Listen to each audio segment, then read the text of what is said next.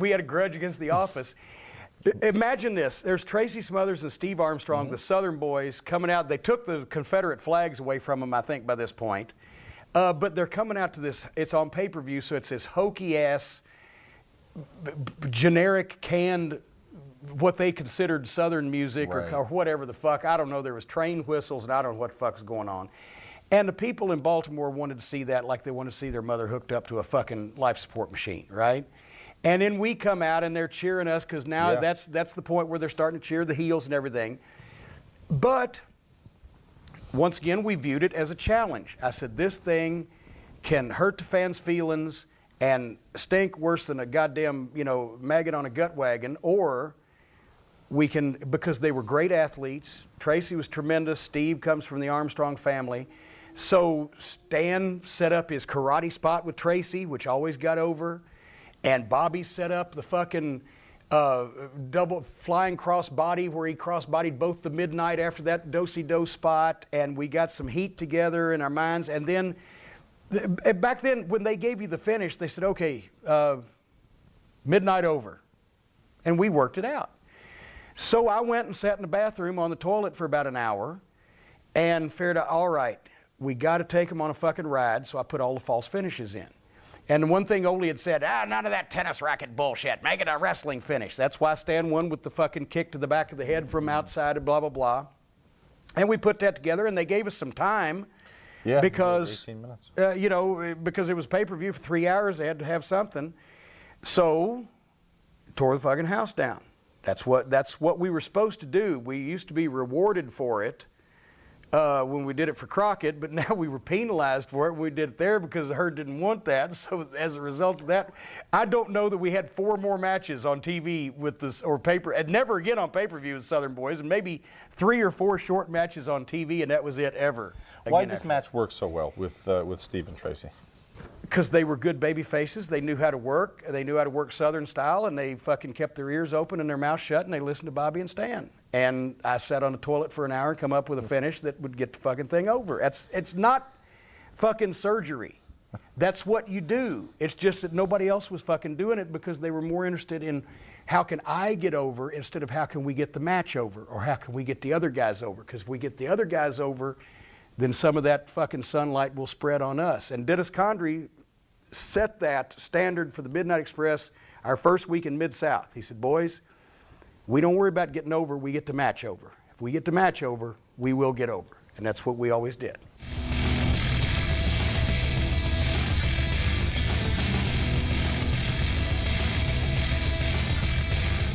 And that's exactly the right thing to fucking do. Now, I'm not even knocking zinc. You bring Vader in, what are you going to have? Fucking 15 minutes was goddamn, fucking Rudy Kazootie, and he's fucking even already with the, What's your opinion of, are you familiar with his work in Japan? Yeah. I thought it was fucking brilliant that we actually got a guy that you could make a monster heel at that point in time. That's, that's something that we did not have on the card, so I thought that was fucking excellent. The entrance. Yeah. The rather dramatic entrance. You a fan? Yes. I love the fucking, I wish he'd have had that in fucking WWF. It might have helped.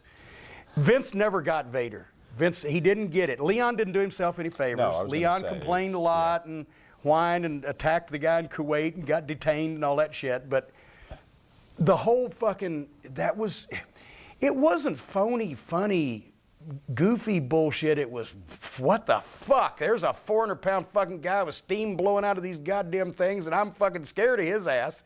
And then he got in the ring and beat people up. That's what he did. That's why Shawn Michaels didn't want to fucking work with him.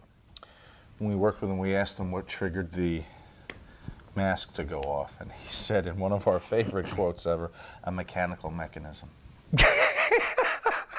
We asked what it was filled with. He said, a liquid fluid. True story, both counts. Yes. Same show. He used to actually have a guy early on that traveled with him that was the fucking gimmick minder.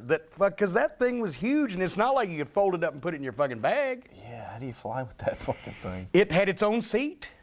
Wow.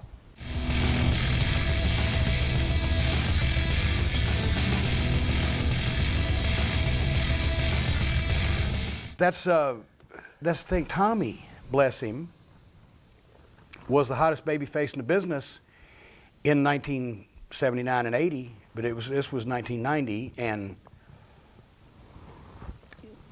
sometimes you let lightning out of the bottle, you can't fucking chase it back down 10 years later and catch it again.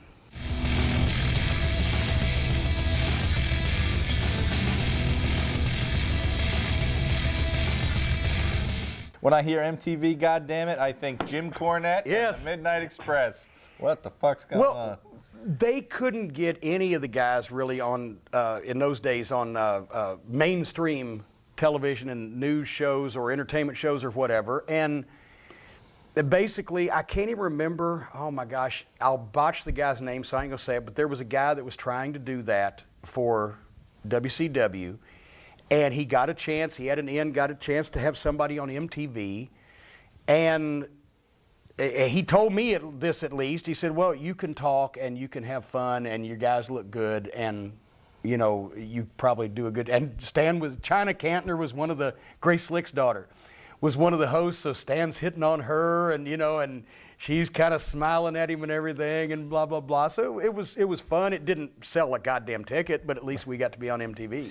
How was your experience in New York? Did this begin your love affair? Oh, fucking hell. With New York City? Yeah, I believe that was that wasn't the time that Francis Crockett went with us. That was a time when we were first going up for the Bunkhouse Stampede before Crockett had sold the thing, because Francis Crockett went with us on a publicity tour for the Bunkhouse Stampede Nassau Coliseum pay-per-view, first of '88, and the limo that the second-hand fucking discount limo she got, took us to a McDonald's in the middle of the worst neighborhood I've ever seen. Wow. And locked the keys in the car. So there I am with Bobby and Stan with that blonde hair standing out, and we were the fucking blondest, lightest thing in this fucking neighborhood. And I'm fucking scared shitless, because it's New York and we ain't used to that shit, right? And I mean, this was not a good neighborhood, and we're locked out of, and we're standing next to a limousine that we're locked out of, and there's Francis Crockett. Looked like, goddamn, she dressed up like she had charged the Light Brigade. She was the world's oldest fucking hooker, and it just, oh, it was fucking, what's the matter with you? I can't remember, I think that time is, we had a better time, and then we got out of there.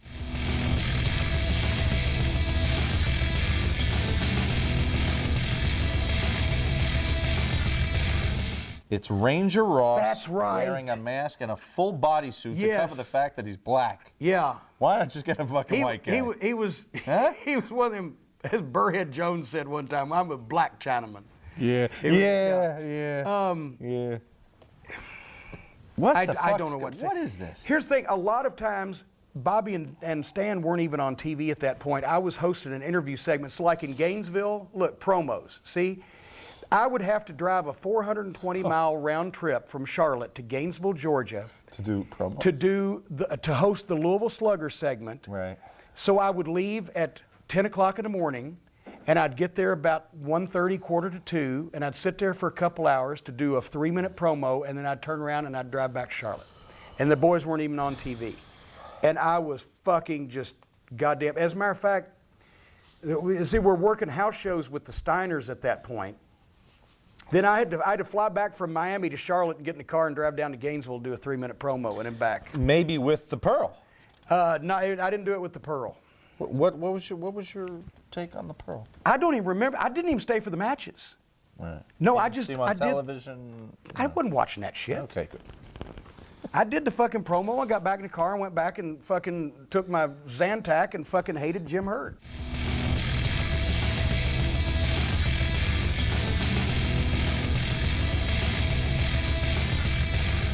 What the fuck?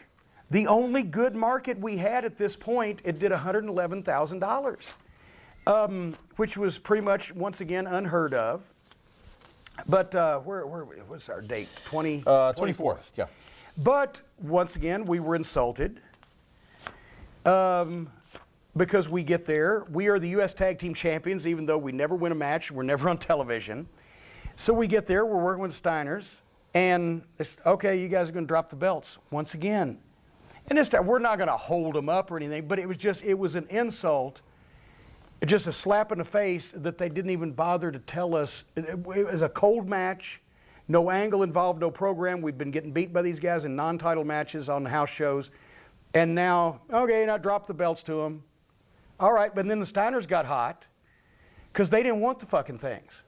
Because then they'd have to put them in their bag and carry them around through the airport and everything. There's an extra fucking 15 pounds a piece they didn't fucking want. So we had a real good match with them, and they always liked working with us. But, you know, once again, it insulted midnight because they weren't even told until 45 minutes before the show. So what do you supposed say? to drop the. All right. Well, I mean, you know, what the fuck? Who's telling you? It was either Ole or whoever the agent was at that point. Don't even remember. And then we had to they had to talk the Steiners. They had to do more convincing of the Steiners to win the fucking secondary belts that they'd have to carry around than they did to have us lose them. Yeah. How were the crowds there? I mean, it's a big house, obviously. Well, you won't be offended. You can be honest. Well, no, that was the only town we were drawing in. I was at this show, and I have to tell you, a small Spanish man who was sitting behind me for the entire show yelled for an El Gigante run-in in every match, from the first match to the end. And at this point, when the Steiners won the title, he was sitting on the aisle. Yeah. He stood up and began to jump up and down. He fell down the entire flight of steps and cheered the entire way. Never once stopped to break his fall. His hands were going. He was so excited. So it worked. It worked for somebody. One time at the Louisville Gardens in like 1975, I'd have no idea why, but there was a guy in the third row of ringside. Everybody was booing the heels. It was probably Lawler or whatever, and they were booing and cussing. And old fish meat face, this old woman was there with Coke bottle glasses, and she weighed about 62 pounds, and her face looked like it was made out of dead fish meat. That's why me and Bolin called her fish meat face. And she talked like that. The only thing you can hear, goddamn motherfucker. You'd only understand the cuss words. But this one guy was screaming, "Bridge on the River Kwai! Bridge on the River Kwai!" You remember the bridge over the River Kwai? No, sure, yeah. I don't know why. Anyway, right after, as a matter of fact, after the match we dropped the titles, that's when I called Herd before I went to Gainesville again. You know what's going to happen now, right? What? You know what's going to happen now What? at WWE shows Bridge on all the River Kwai! all over the country. Before I went to Gainesville again the next Monday to do a fucking promo again and nothing else, I called Herd. And I said, tell you what, because now I'm not even doing color commentary, which I enjoyed doing with Jim Ross, but they've taken me off color because, remember, Ole didn't like, for a while he didn't like color commentators. But then he put a color commentator, for 2 weeks he didn't like color commentators, and then he put a color commentator on every show, but I wasn't one of them. And I'm hosting the interview segment. So I called Herd. I said, tell you what, I said, you could have 2 fucking local job guys on the cards doing what the Midnight Express are doing, and they wouldn't need a manager, and you could save the fucking plane tickets. So give us half what you owe us on the rest of our contracts, and we will fucking leave. You know what he said? I don't want to set that precedent. It probably wasn't 6 months later, Jimmy Garvin, who the failed experiment that was the new Freebirds, Michael Hayes and Terry Gordy and Buddy Roberts were a revolutionary tag team. I was a fan. They were incredible. They set gate records. They was fucking brilliant. Michael Hayes and Terry Gordy was a world-class wrestler. Michael Hayes was a world-class talker. Buddy Roberts was a veteran that could get things done. Michael Hayes and Jimmy Garvin was a worst fucking heel team I've ever seen in my life. Jimmy Garvin had spent 10 years very successfully being a chicken shit pretty boy heel, and suddenly he's 5'9" and 205 and on the sauce and trying to work like one of the Road Warriors. And it hurt people's feelings. It was so fucking bad. And then it got to where they had little Richard Marley, poor Rocky King, and then Hump was involved in the whole thing. And it was a mess because Michael was always in the office's ear, and Ole had drawn a bunch of money with him. But it wasn't 6 months after I said that, and he said, I don't want to set that precedent. They gave Jimmy Garvin $180,000 to get him out of his 2-year fucking contract to go home. Really? That's why he left. Yeah. They paid him off to fucking go home because he wanted out.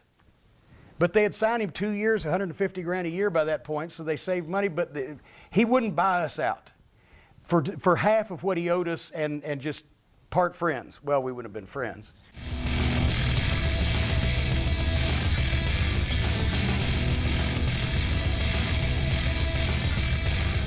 Al Perez was a good-looking guy. There was a good hand. Gary Hart had a lot of faith in him, but he somehow got the impression that he should be the world champion. And at one point, he demanded to know why that they weren't putting him over, fucking Flair wouldn't put him over, and why aren't they putting the belt on me, and et cetera, et cetera. He was fucking nuts, and I don't know whatever happened to it. He's always, for me, been one of those mysterious characters that, like, has the look, good worker, like, why didn't he ever do anything? I mean, a little bit in Dallas. Because he was nuts. But it was him getting in his own way. Right? Yeah. Yeah.